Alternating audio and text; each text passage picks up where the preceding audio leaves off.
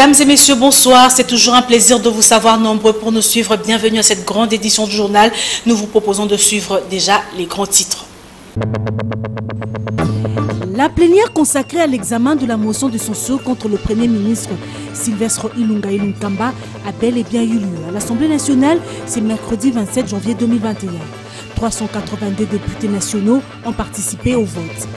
Affaire commissaire supérieur adjoint Vangoupaka, sacre et consort devant la haute cour militaire, les juges présidents a rejeté les requêtes de conseil sur la liberté provisoire de leurs clients.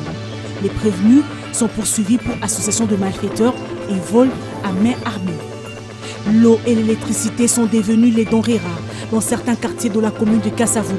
Celles habitant la direction de l'avenue Éthiopie condamnent cette situation et lancent son cri d'alarme à l'autorité compétente.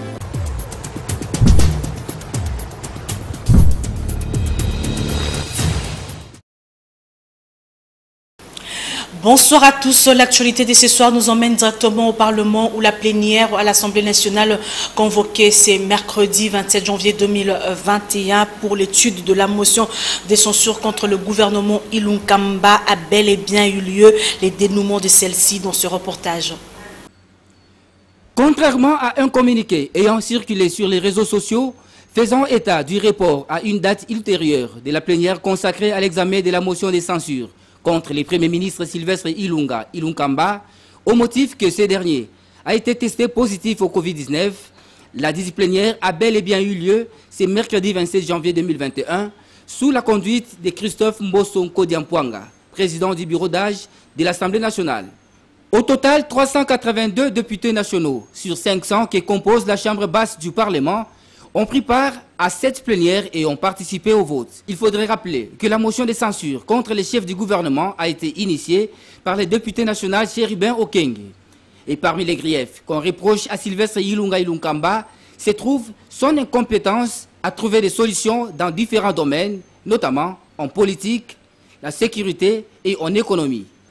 Après vote et dépouillement, la majorité des élus a voté pour la déchéance du Premier ministre. Ce qui pousse à dire que le gouvernement Ilunkamba appartient désormais au passé. Le mouvement de libération du Congo MLC a rencontré l'informateur Bati pour manifester leur adhésion à l'Union sacrée pour la nation, le bâtonnier Mouyambo ainsi que d'autres personnalités dont Mabaya Gizi. Le sénateur Basile Olongo à travers le G26 ont rencontré Bati Lukwebo. Suivez. La requalification de la majorité parlementaire au sein de l'Assemblée nationale afin d'aider le chef de l'État à réaliser sa vision pour le Congo, c'est l'objectif que poursuit le sénateur Modeste Bahati depuis sa désignation le 1er janvier 2021 par le président de la République comme informateur. Ce lundi, l'informateur et tous les membres du panel étaient en consultation au Fleuve Congo Hôtel, son quartier général installé pour la circonstance. Les chefs des partis et regroupements politiques ainsi que les députés nationaux qui adhèrent à la vision du chef de l'État Félix Antoine Tshisekedi Tshilombo répondent les uns après les autres à l'invitation de l'informateur auprès de qui ils déclarent leur approbation à la vision du chef de l'État et signent leur adhésion à l'union sacrée de la nation. C'est le cas du regroupement Alternance pour la République. Le bâtonnier Jean-Claude Mouyambo Kiassa, qui a conduit la délégation, dit avoir épousé la vision du chef de l'État sans condition. Je tiens, au nom de la plateforme AR, informer l'opinion nationale que désormais notre plateforme fait partie de l'Union sacrée de la nation. Nous avons amené 8 députés. Un autre parti reçu par Modesto Bahati, c'est le Mouvement pour la libération du Congo MLC, conduit par le député national Boule Bangoule Mohamed. Pour le côté Bissou, tout pour répondre à l'invitation, il y a le sénateur Bahati Modeste comme Azali informateur. Il y a mon abisso qui a lobby loleki, bakutanaki na mukambi ya lingomba na biso Mouvement de libération du Congo, Jean-Pierre Bemba, basolaki masolo maike, pays moko alimboli biso tina ya masolo na bango, oyo penza efandi selami na oyo balobi yango cahier de charge. Oyo ezali seulement ba priorité. Kuna na kati okuta te balobeli makambo ya bokaboli bibonga na kati ya ba institution. Yango toye atuni biso mutuna koloba te eski iyo bondimi pona kokoba na union sacrée pour la nation. Tolobi iyo. Ce mardi, la délégation du regroupement ACC, conduite par le sénateur Mabaya Gizi, a également adhéré à l'Union sacrée de la nation. Nous venons pour participer à ces réformes. Nous venons pour donner le meilleur de nous-mêmes, pour que finalement dans le pays, il puisse y avoir cette bonne gouvernance à laquelle j'ai fait allusion. Des réformes sont nécessaires, des réformes tant au niveau de la CENI, de la Cour constitutionnelle, que dans le domaine de bonne gouvernance, pour que le pays soit un pays dont on parlera positivement désormais.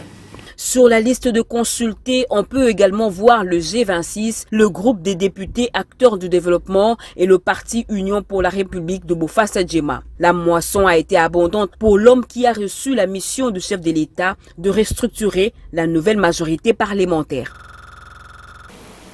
L'Éthiopie appuie et souhaite un fructueux mandat au président de la République, Félix Antoine Tshisekedi, à la tête de l'Union africaine, a déclaré à la presse Madame Chalet Work-Zende, présidente de la République démocratique fédérale d'Éthiopie, à l'issue d'un entretien de plus d'1 heure avec le chef de l'État congolais. Suivez ce reportage qui porte la signature de la presse présidentielle. La République démocratique du Congo assure dans les tout prochains jours la présidence en exercice de l'Union africaine. En prélude à cet événement, la RDC reçoit des hôtes d'Omak. Arrivée dans la matinée de ce mardi 26 janvier 2021 à Kinshasa, la présidente de la République démocratique fédérale d'Éthiopie, Saleh Work-Zewde, est venue apporter son soutien au mandat du chef de l'État Félix Antoine Tshisekedi Tshilombo à la présidence en exercice de l'Union africaine. L'accueil chaleureux s'est déroulé au Palais de la Nation. Dans une ambiance très conviviale, les deux chefs d'État se sont entretenus pendant plus ou moins 1 heure. Le raffermissement des relations bilatérales d'amitié et de coopération entre Kinshasa et Addis Abeba était au menu de leurs échanges. Je suis revenu avec un grand plaisir pour le revoir, pour échanger comment renforcer nos liens bilatéraux et puis échanger sur la région, le continent, des sujets d'intérêt commun. Nous sommes très contents de voir que le président Tshisekedi prendra la tête de l'Union africaine bientôt et nous sommes là pour le soutenir. Voilà, donc je crois que c'est dans la suite de ce que j'ai entrepris il y a déjà 2 ans, vous me dites, donc oui, voilà. Le temps passe vite. Oui. Et puis, d'ailleurs, je n'en ai pas encore parlé au président, mais l'Éthiopie veut revenir ici, avoir sa représentation diplomatique. On y travaille et donc c'est une lacune qu'on doit combler. On a dû fermer pour des contraintes budgétaires, mais c'est un peu où il faut être. L'Union africaine a un motto. Les problèmes africains doivent avoir des solutions africaines. Malheureusement, le continent a pas mal de soucis, certains besoins, mais beaucoup d'espoir aussi. Et nous comptons beaucoup, nous avons des dossiers qui sont sous l'égide de l'Union africaine et ça continuera sous la présidence bien éclairée de mon jeune frère et je suis sûr qu'on trouvera des solutions. L'un des acquis de cette entrevue est la réouverture bientôt à Kinshasa de l'ambassade d'Éthiopie en RDC.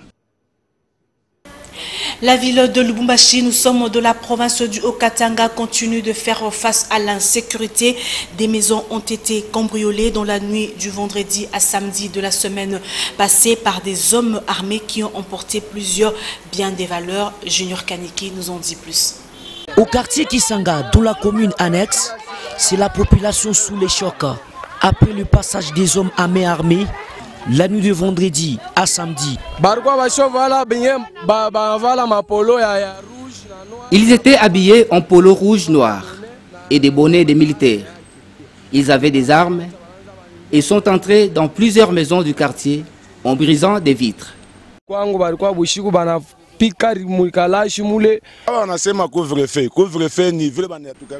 En plein couvre-feu, nous sommes abandonnés à notre triste sort, sans sécurité.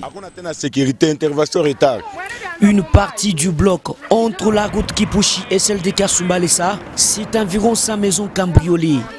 Des vitres et des portes au Kayassi par ces hommes qui, au regard de cette image, sont dépourvus de tout sens d'humanisme. Si tu ne leur donnes pas l'argent, ils te menacent de mort.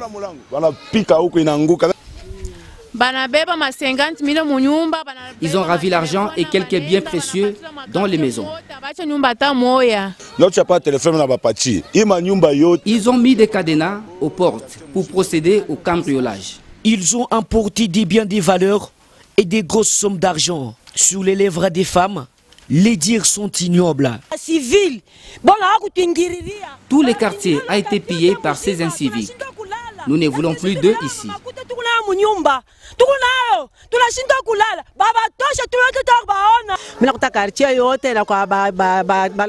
Mes locataires ont été cambriolés, ainsi que moi-même. Ceci se passe pendant que le couvre-feu décrété par le chef de l'État Félix Tshisekedi dicte sa loi.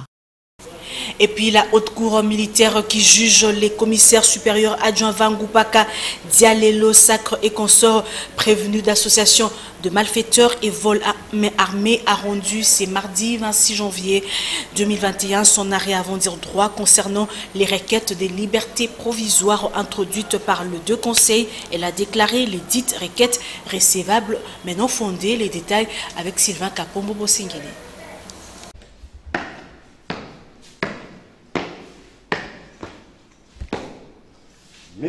L'audience de la haute cour militaire de ce mardi 26 janvier 2021, siégeant en matière répressive au premier degré, dans l'affaire mettant en cause l'auditeur général, ministère public, près la haute cour militaire et partie civile, contre les 13 prévenus, poursuivis pour association de malfaiteurs et vol à main armée, a été consacré essentiellement au prononcé de l'arrêt avant dire droit. Arrêt relatif aux requêtes de mise en liberté provisoire de certains prévenus introduites par leur conseil. Statuant avant dire droit.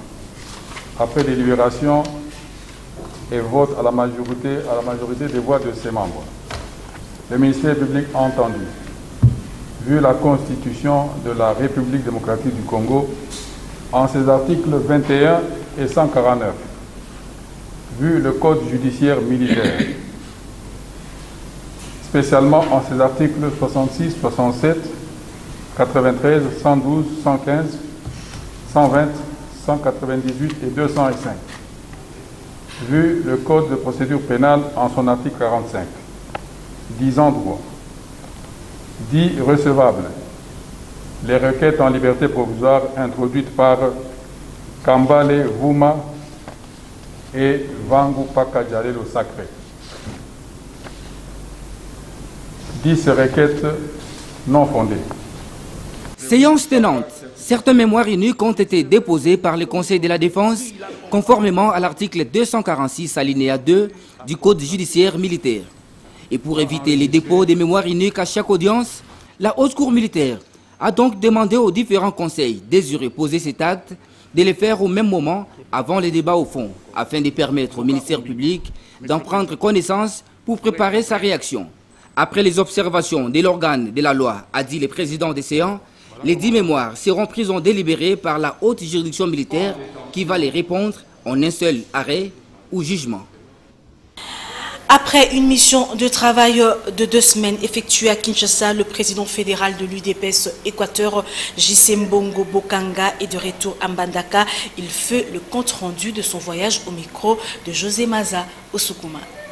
Le président fédéral de l'Union pour la démocratie et le progrès social Équateur 1, IDPS, a regagné Mbandaka ce samedi 23 janvier après avoir effectué une mission de travail de 2 semaines à Kinshasa, la capitale. Jean-Claude Mbongo Bokanga était allé répondre à l'appel de son hiérarchie.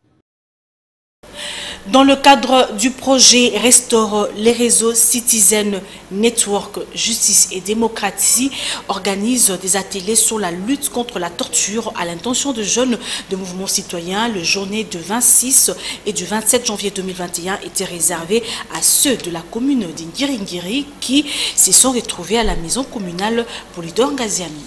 2 jours, c'est le temps que l'ONG internationale Réseau Citizen Network, Justice et Démocratie s'est accordé pour sensibiliser les jeunes des mouvements citoyens de la commune d'Ingiringiri sur la lutte contre la torture et autres traitements cruels, inhumains et dégradants.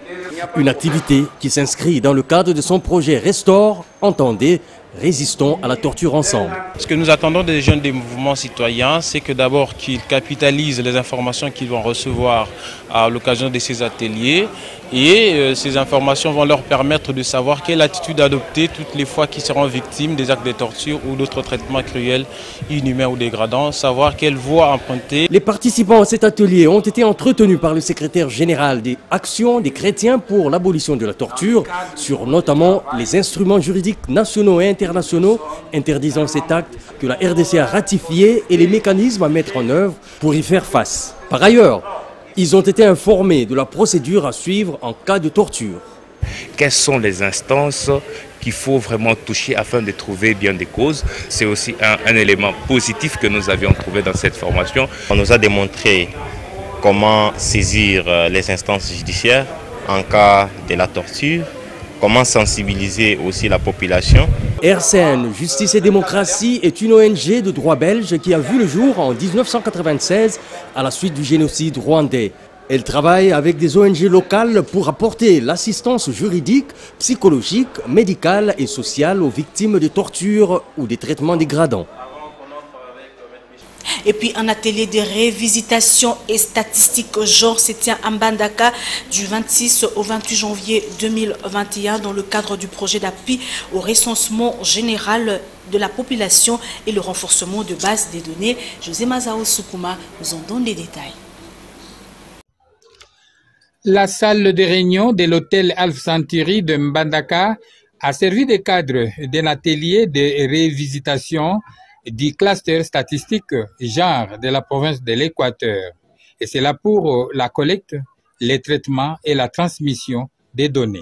Il s'inscrit dans le cadre du projet d'appui au recensement général de la population et au renforcement des bases de données sociales par BDS, dont l'objectif général et global est de contribuer à la connaissance de la situation démographique, économique et sociale en RDC pour une meilleure planification du développement et une croissance plus inclusive. Organisé par la division provinciale des genres, enfants et familles, qui a réuni environ 40 participants autour de cet atelier et qui se déroule du 26 au 28 janvier 2021 sous l'appui financier du Fonds africain de développement FAD. Selon Madame la chef de division des genres, Germaine Mose-Kabomandeke, il est question de doter la RDC en général et l'Équateur en particulier de données fiables sur la situation démographique, économique et sociale. La cérémonie de l'ouverture était présidée par Madame la ministre de Genre, Enfants et Famille, Élisée Bofaya. Dans le reste de l'actualité, le vendeur du grand marché de Kinshasa, communément appelé Zando, vient tenter leur chance, bien que nous sommes à une semaine de la fermeture, continue à solliciter l'implication de l'autorité compétente sur leur situation. Le constat est de Taurine Bongo, José Moussangana et Rika Mujinga. Près d'une semaine après la fermeture du grand marché de Kinshasa, communément appelé Zando, la situation est un peu confuse. Malgré la présence des agents de l'ordre devant les barrières, les vendeurs continuent de venir tenter leur chance pour étaler leurs marchandises. Certains magasins sont même ouverts, mais pour quel objectif? Ils nous ont chassés pour des raisons d'assainissement et de réhabilitation de ces lieux de négoce. Mais comme vous pouvez le constater, de l'autre côté, les gens étalent leurs marchandises. De même pour les magasins, il a été décidé leur fermeture. Mais curieusement, les étrangers viennent ouvrir pour dire qu'ils travaillent tranquillement. Par contre, nous sommes coincés dans notre propre pays. Comment allons-nous faire pour subvenir aux besoins de nos familles? En croire les témoins et d'autres vendeurs, les agents de l'ordre et les commerçants ne se comprennent pas. Certains recourent à la force pour chasser les têtus. Si le marché central a été fermé pour des raisons d'assainissement, il faudrait que l'hôtel de ville veille à sa fermeture totale pour éviter les désagréments de part et d'autre. Brandi Tumba, de son côté, nous fait savoir que les habitants de plusieurs quartiers de la commune de Kasavubu sont privés d'eau potable. Ils sont obligés d'aller chercher l'eau du forage qui coûte cher selon ces personnes. Suivez. L'eau est devenue une denrée rare, voire très rare, dans plusieurs quartiers de la commune de Kasavubu depuis quelques semaines. En effet, les habitants des avenues Opala, Boussoumelo, Banalia et autres sont obligés de recourir à l'eau du forage. Un bidon de 25 litres d'eau se vend à 300 ou 500 francs congolais. D'où les familles sont obligées d'acheter au moins des 10 bidons à 5 000 francs pour les travaux ménagers. Ces derniers temps, comme à Kasavubu, comme le Kabat Bazar, et surtout que nous sommes l'Éthiopie, nous sommes la vraie Éthiopie. À Kasavubu, nous vivons dans la direction de l'avenue Éthiopie. Nous nous réveillons à 2 heures, voire 3 heures, à la recherche de l'eau. Mais cette dernière ne jaillit presque pas. Qu'allons-nous faire? Aussi, les factures nous parviennent à la fin de chaque mois. Vous nous avez demandé de nous laver les mains chaque fois pour lutter contre la Covid-19. Comment cela peut être possible? Forage, bidon. Bidon, il y a 25 litres, 500 francs. Pour arriver à s'approvisionner au forage, un bidon de 25 litres coûte 500 francs congolais. Combien de bidons allons-nous acheter pour nous servir toute la famille? À ceci s'ajoute un autre souci, l'obscurité due au manque de l'électricité. Cette situation qui commence à prendre des allures inquiétantes perturbant la vie des habitants de ces coins de la capitale. Nos congélateurs sont devenus des statues. Ça ne fonctionne pas parce que le courant est absent. Nos marchandises pourrissent. C'est très regrettable. Cette situation qui commence à prendre des allures inquiétantes perturbant la vie des habitants de ces quartiers qui s'en remettent à l'autorité urbaine. Passons maintenant à la rubrique Actualité vue par les autres. Esther Badi-Biabia et Damien Maungu ont interrogé pour vous Raymond Louneko. Il est journaliste à Télé 7. L'actualité politique dans notre pays reste marquée par la motion de censure contre le Premier ministre. Comme vous le savez, il y a cette polémique autour de cette motion de censure. C'est vrai, il y a 301 députés, je crois, qui ont signé cette motion, mais sauf que l'opinion est dans l'incertitude. Est-ce que le Premier ministre va se présenter? Est-ce qu'il ne va pas se présenter? Dans les camps du Premier ministre, on estime que c'est illégal. Pourquoi? Parce que le bureau d'âge ne peut pas convoquer cette session plénière pour évoquer cette question de la motion de censure. Mais de l'autre côté, tous les députés qui font bloc du côté de l'Union sacrée pour la nation, ils sont unanimes et ils veulent absolument que le Premier ministre réponde. Sur les plans de la salubrité, tel que vous avez dit, vous avez totalement raison. Vous ne pouvez pas dire aux autres d'être propres si vous-même vous ne l'êtes pas. C'est-à-dire il faut commencer par prêcher par l'exemple. D'où, je pense, à mon avis, avant même que le président de la République ne pilote l'Union africaine, je suggère rapidement qu'il puisse tenir ce que moi j'appellerais les états généraux de tous les maires ou les gouverneurs des différentes villes de la République démocratique du Congo, une espèce d'état généraux où ils vont statuer spécifiquement sur cette question de la salubrité, parce que l'insalubrité est en train de battre son plein, non seulement à Kinshasa. J'ai eu la grâce de sillonner un peu partout la République démocratique du Congo. L'insalubrité seulement à Kinshasa, c'est vrai, Kinshasa c'est un peu le pic, mais l'insalubrité c'est un peu partout. Nous allons maintenant prendre le condensé de l'actualité africaine avec la Voix de l'Amérique.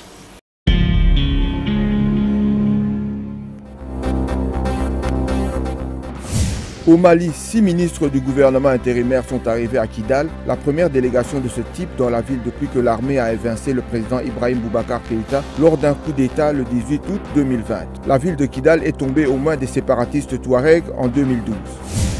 Le président sud-africain Cyril Ramaphosa met en garde contre l'accumulation par les pays riches de doses de vaccins contre le nouveau coronavirus. S'adressant au Forum économique mondial virtuel de Davos, Ramaphosa a déclaré que le pays à revenus faibles et intermédiaires était mis à l'écart. Les députés tunisiens doivent s'exprimer mardi sur un large remaniement qui met en lumière les tensions politiques entre le président Kais Saïed et le Parlement, alors qu'une nouvelle manifestation est prévue contre la répression policière face au mouvement de contestation sociale.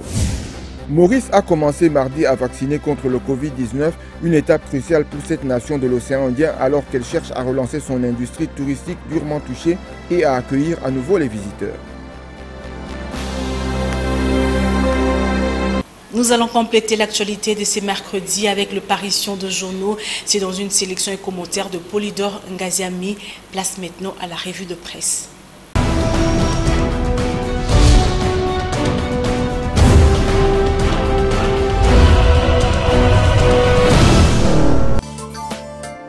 Bonsoir. Les journaux parus ce mercredi 27 janvier 2021 sont largement revenus sur la motion de censure contre le chef du gouvernement. En effet, comme le titre à sa une, Forum des As, motion de censure avec ou sans Ilunkamba. Initialement prévu pour ce mardi 26 janvier, l'examen de cette motion aura finalement lieu ce mercredi 27 janvier au cours d'une plénière annoncée à 14 h. Pour les confrères, le respect de la procédure toujours au cœur de la controverse. Toujours à la une, Africa News mentionne Mbosso donne 24 heures à Ilunkamba. Ainsi, les temps pressent, le président du bureau d'âge de l'Assemblée nationale a donné 24 heures à Ilunga Ilunkamba qui s'est trouvé en mission officielle à Lubumbashi. Africa News évoque aussi la question relative à la majorité parlementaire avec Bahati qui va de succès en succès.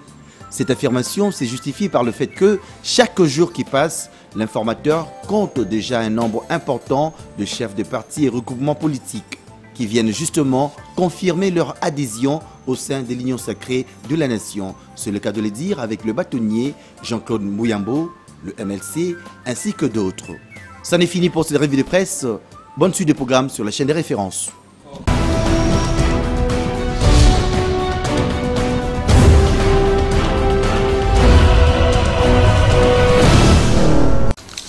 Mesdames et messieurs, ce journal est terminé. Nous allons vous proposer de suivre le rappel des titres.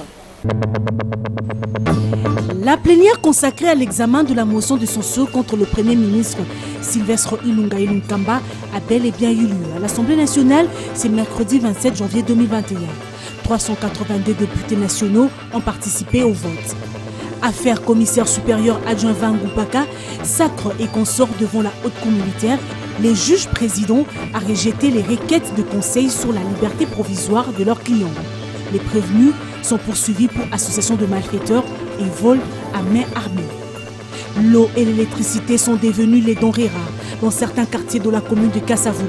Celle habitant la direction de l'avenue Éthiopie condamne cette situation et lance son cri d'alarme à l'autorité compétente.